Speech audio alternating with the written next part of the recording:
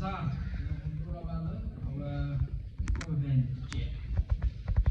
Good morning, everyone. Glad to see all the faces here today. Happy to be celebrating this Gagnon New Year with you all here today. Today marks the 27th, 65th current annual New Year.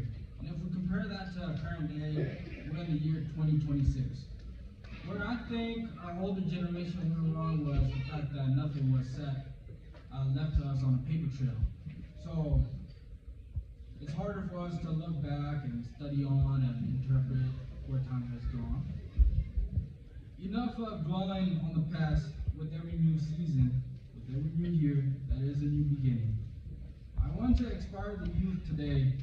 I want to encourage you all to set goals, have ambition, work towards your hopes and dreams this year. Especially for you youth out there, many of whom are the first generation of kids or children, people born here, first generation of who were raised here.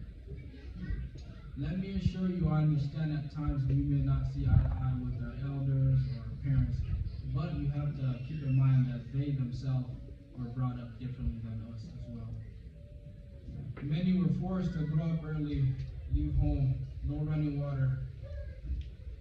Our people came from humbling beginnings, forced to leave home with uncertainty, and all they had was hope.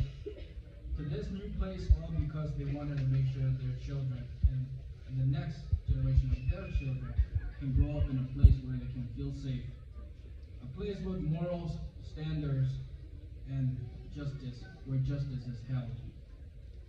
Our history isn't just about struggles. Our history is one with resilience. We came from a long line of warriors, teachers, farmers, doctors, and most importantly, dreamers. Barefoot through the jungles as we crossed the border into Thailand, from refugee camps to the streets of Wellington, where we all stand today. Thank to the Lord.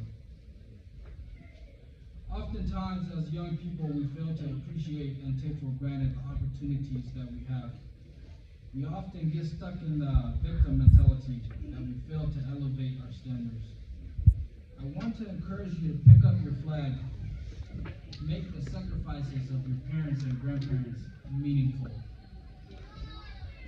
4 years after I arrived to the United States, I had my first encounter with the law, 12 years old, a day before I turned 13. Probably one of the first few friend youth from this area, if not the youngest at the time. Called my first case, me versus the state, was probably used as bad examples at dinner table.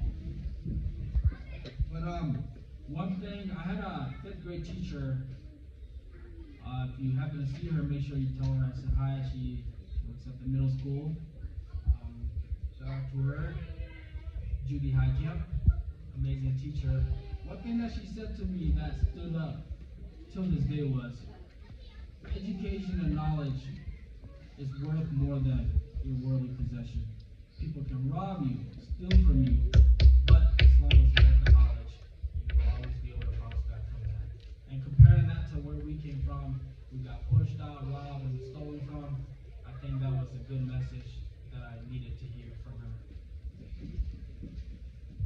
This year, I want to encourage you all to learn more, seek more, forgive more, and most importantly, love one another.